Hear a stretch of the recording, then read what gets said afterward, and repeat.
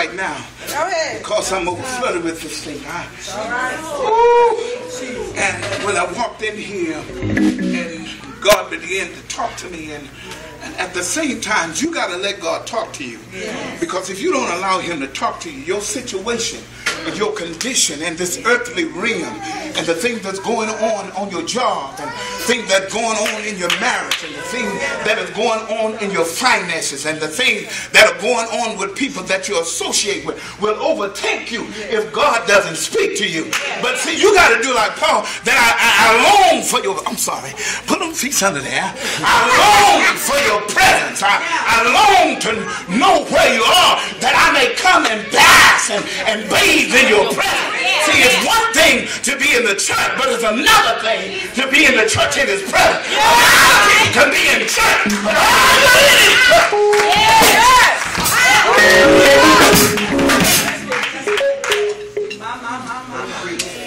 I was just sitting there and couldn't find the subject, but thinking about Peter in the 15th chapter of John. You don't have to go there because I don't know what the Lord is going to do here. But as I was reading, you got to read that. You got to take time out to read that. Because you have to start allowing the word to marinate within your spirit. If it's not settling, if it's not doing what it's doing, if you don't allow it to marinate, then you will come out too soon. Look at somebody and tell them, things have got to change. Watch now. I don't mean to criticize you and come against you, but it's more to this repeat what I say. Because now you really have to get an understanding of what you're saying. You can say a lot of things, but do you understand? Watch this. God's word doesn't work by just pronouncing it and saying, but it works off of understanding. The word says, in all thy getting. Just high five somebody next to you and ask them, are you getting this? Are you getting this? I want to release this into InTime Ministry. And I believe it's from heaven that you are unusual church. Unusual people that comes from different walks of life with different mindsets. But God is sculpting you. He's creating you. He's building you for the purpose of where he's finna to take you. Look at somebody and tell them, I'm finna go somewhere. If you look at me now, you might think that I'm not going anywhere. But watch this. It's not about how I look that determines where I'm going. It's about because you can look at somebody and think they are nothing. But look at somebody and tell them, my lips might fool you. I'm going somewhere. I'm going somewhere. Sometimes I have to struggle with this, but I'm going somewhere. Sometimes I have to fight on this, but I'm going somewhere. And watch this. My fight doesn't tell me that I'm losing. My fight tells me that I'm winning. Because anytime I have to fight for something, it means there is an opposing force that is working against me. If I was on the enemy side, I wouldn't have to fight to defend myself. But because I have to fight, y'all ain't gonna understand what I'm about to say. Some of y'all need to rejoice because you're fighting.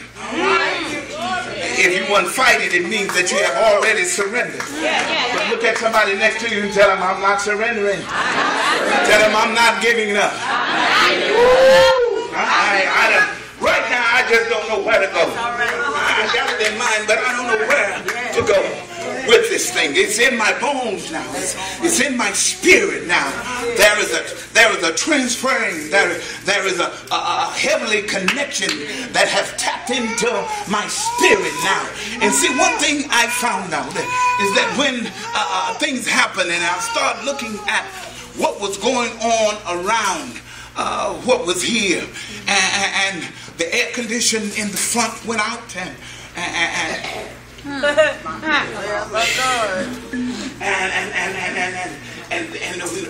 what I did, I thought about it, and then an incident with our keyboard player, and when I looked at it, I thought about it, and looked at some things that are happening that this company won't do, and I looked at it and I thought about it. And one thing God told me, and let me lay this to you. Instead of looking at so much what's going on, He told me to look and find me in there. He said, y'all missed it. He said, while you're looking at what you're going through, He said, look for me in the midst of what you're doing. Don't be so much focused on what you did, because nothing happened that I don't know about. Look at somebody and tell them God is in control of what's going on in your life.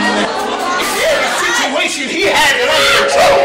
Even when it looks like it's out of control. He has sometimes He has to let stuff go crazy. Sometimes He has to let stuff seem out of unusual, because He's trying to get your attention. Don't look at what you're facing. Just look for me. Lord, how do I look for me? Because I told you I will never leave you. Thank you. You are right. You're right.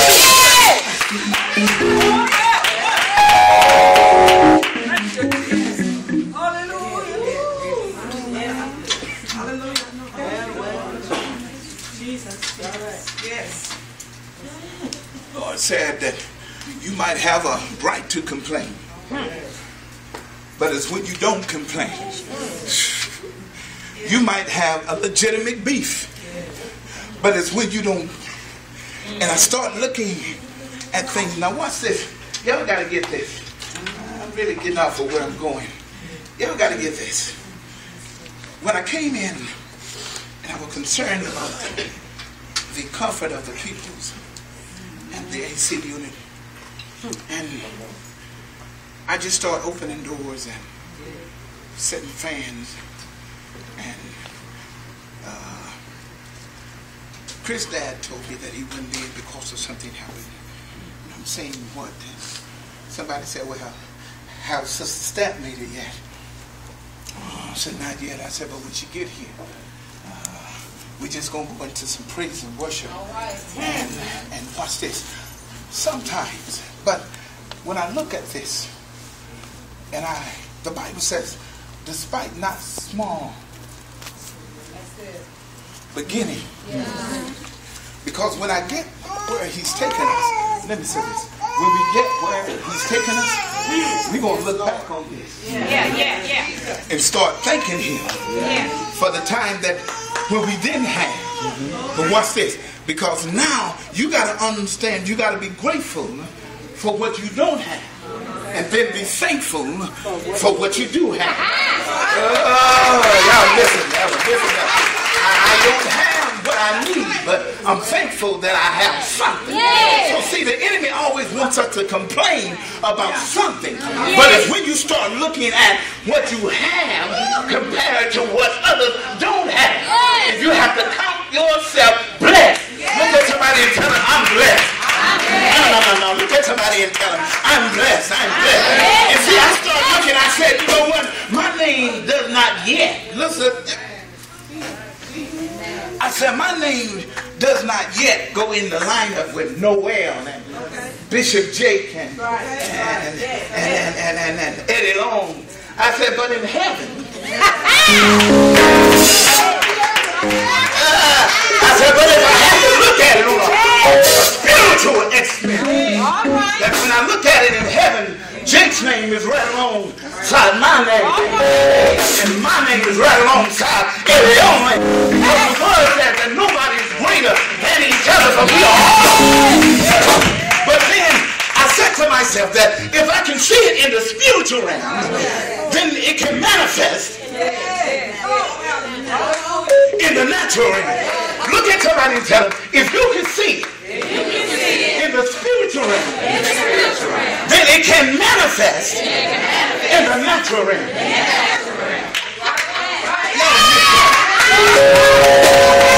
Somebody, I think I want to say that one more time. Just because I feel like something is happening in the spirit realm right now. If you can see it, tell them, if you can peep it, and tell them, say, look, sometimes I need you to peep this with me. If you can see it in the heaven, because the word said that He into existence. Look at somebody and tell them that was a word released in heaven. And it couldn't be changed. Watch this. I got something to tell you that you can rejoice on. It doesn't matter how much the enemy fights against what God has released for you. It cannot be changed. He can't alter it. He can't change it. He can't stop it. He might try to delay it, but he can't stop it. It might take a little longer to get there. But you gotta rejoice because God is going to keep you until it gets there. Get somebody and tell him he's going to keep me until it gets there. So now what we got to do, y'all got me all messed up. What we got to do now is change our mindset, because I'm giving you an answer how to get what you need when you come to church. Look at somebody and tell them, no more will I come to church No more will I come to out of church. formality. Out of formality. That's this. Tell them, no longer will I come to church No longer will I come to church. because it's Sunday. Because it's Sunday. But the reason why I will come The reason why is because I need something from God.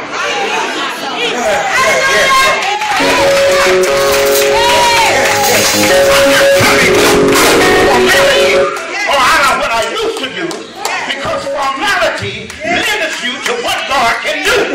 But when you get out of the way you used to do things, just high-five somebody next day and tell them, honey, it's time to get out of the box. That's you been in the box too long.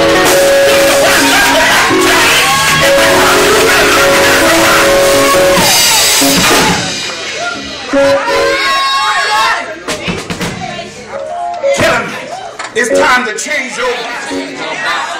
Y'all ain't get that. It's time to change your box faith. Your box faith. Only what you can see is what you believe. And only where you are is what you receive. Tell somebody, get out of the box. Yeah.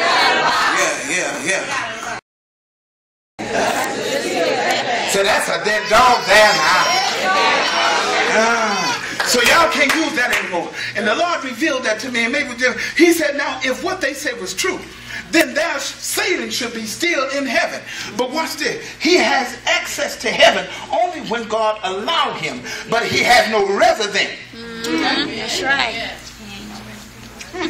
And watch this. He wasn't created like we are. God spoke him into existence. And if what God spoke into existence can be cast out of heaven, what do you think about us that never been in heaven? Quiet on that one. But I have to bring that to you just in case you were thinking that, because a lot of people think that. So that need to clear that whole situation up. Right. That should be a gone theory. You should never allow that to come out of your mouth again. Amen. Because if Satan is condemned to hell, who was in heaven? Woo! And he was spoken to existence. We was created into existence. That's too deep for y'all. I'm going to leave that alone. That's got to be a Wednesday night thing. Y'all got to really get into that one to understand that one. Somebody probably still trying to figure that out. But let me get back. I might just have to close on that. Watch this. When I thought about Peter, and let me give you some things. This chapter is talking about the humility, the humbleness that was created. And as we look at this, God was coming to the time that he was about to go to the cross. And there was a fellowship between him and the disciples. Watch this. And watch this. Here's something you got to learn. If you never learn anything else, if you never get it right off, y'all ain't getting it. You got to learn that sometimes you got to wash your enemy's feet. Yeah. Because it's your enemy that's going to push you into your next lesson. And you even got to know how to wash it. You can't wash it all rough and stuff. Watch it. Look at you. You can't wash it all rough and nasty. Wash his feet. I ain't doing it, but I'm just doing it because I love the Lord. No, you don't love the Lord washing his feet like that. You got to learn how. Even though you don't want to do it. And watch this. to the marriage folks. In order to make your marriage better, you got to learn how to do some stuff you don't want to do. Yeah. It ain't always your way or no way. It ain't always your way or no way. Because if you look at the beginning, there was no head of a household. In the garden, there was only Adam and Eve. And if you look at it, they was unified, working together, side by side. But what brought them the difference is somebody got out of the place. It wasn't because it was the will of God. It was because somebody broke God's will. To the brothers, don't think because you're the head that you're the head, because God had women like Deborah, I think it was, that was in the Bible, that rose up and done God's will. Don't get beside you, because God said that the women has to be submissive. But see, you got to understand, there can be a submissive woman, but not enjoying being submissive. Look at somebody and tell you, you got to treat her right. Watch this. She ain't your servant, and she ain't your slave. God didn't bring her from under your feet. He didn't bring her out of your back, but he brought her on your side.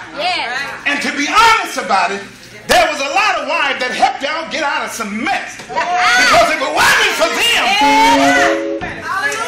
that's the time when the head got mixed up. And if it wasn't for the helpmate, All right. y'all better tell the Lord, thank you for the helpmate. Because if it wasn't for the helpmate, I wouldn't have made it. Y'all got to come to the marriage class on that one. A lot of people want to think because you're the head, you're the head. But being the head that can't receive is a messed up head. I'm the head. You shouldn't always have to identify who you are if you're doing it right.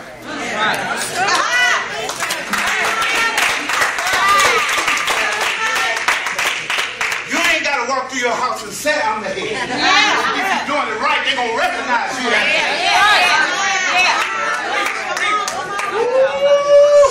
I'm the head. I'm the head. You trying to convince yourself who you are. That's what you trying to do. I'm the head. You ought to know who you are through the word. You trying to convince I'm the head. Watch this. The president doesn't have to tell the world he's the president. Because wherever he show up, they know who he is. And he ain't got to say nothing. So get off them high horses. And get off them pedestals.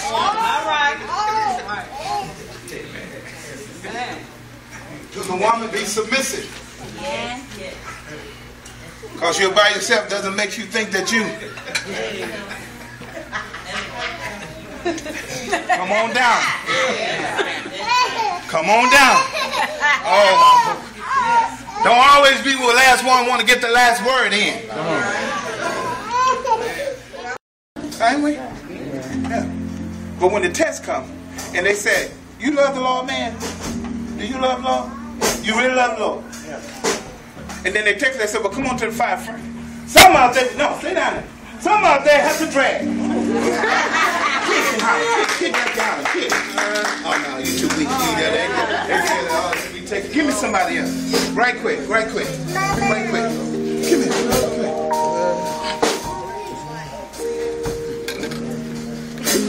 You know how it is when mama whoop you sometimes? Spot down. He got oh, he runs, huh? You got to catch him. Ain't that something the Lord had to catch some of us and bring us back? They said, we finna take you to the fire furnace. The Lord had to catch some of us. Come on here, I'm going to go with you. Come on here. Start kicking it out. Holler. Like that. Yeah, there you go. Kick out. They would have to drag us. You know, they would have to drag us to the fiery furnace. You say you love the Lord, come on. Come on. Be trying to get away. Trying to get away from it. They have to drag us to the fiery furnace. Because we confess it. But when you walking in it. See what I'm saying? It's easy to profess it, but to walk in is where the challenge comes. Kick one more time. I want y'all to see it because some of y'all know. Kick, try to get away from it. Come on, be tight. Look at that. Hold on to my legs. Tight. Hold my legs. Look at that. He can't throw us in because we got him. He trying to kick us into the front. But we profess we love God. And the same thing about this. If we profess we love Him, there's no problem with us coming here on Monday and Wednesday. All right. And coming here on Sunday. Yeah. If we love Him. Yeah. We shouldn't have an issue to come to His house and worship if we love Him. When you met that old boy you used to love, you go everywhere he goes. Hey! All right. Yeah! I'm on the south side. Oh, I'm getting some gas. I'm coming. Hey! All right. Yeah. What's that? Who could be way over there? On the south side. You could be way out in the Neverland. I'm on my way. Who calls that? Baby. How you doing? You to bring me something. And you ain't got nothing but $5 of gas.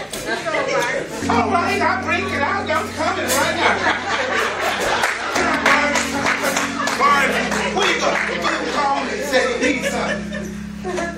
You willing to hunt down gas to get where Boo is. All right. And you figure that if I ain't got no gas, I ain't going where the Lord is.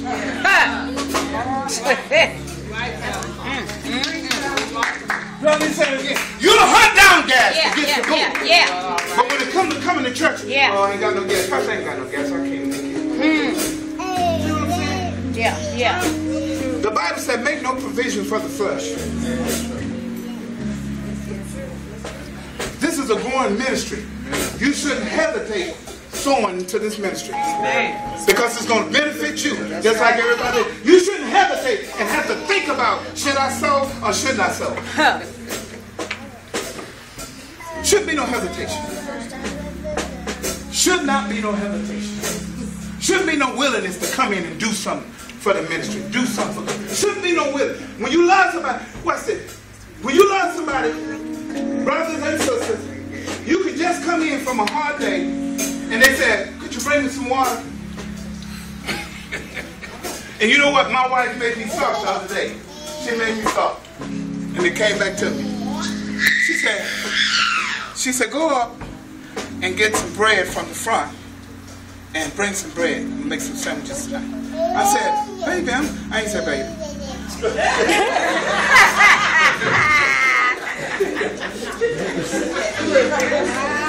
Don't forget me, I can say that.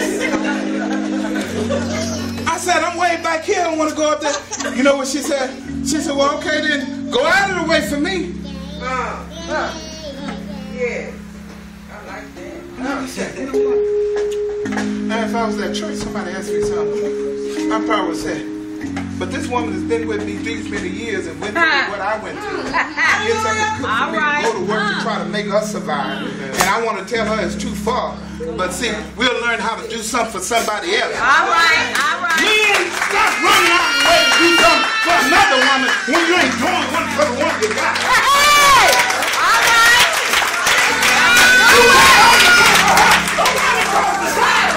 Yeah.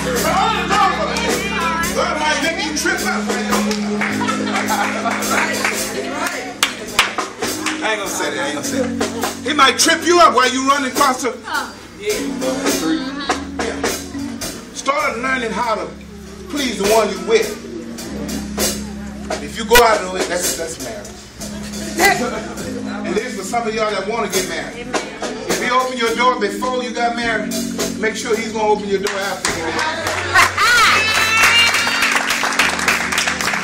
Where he going and he going into the building, you still sitting in the car. Come on, baby, come on.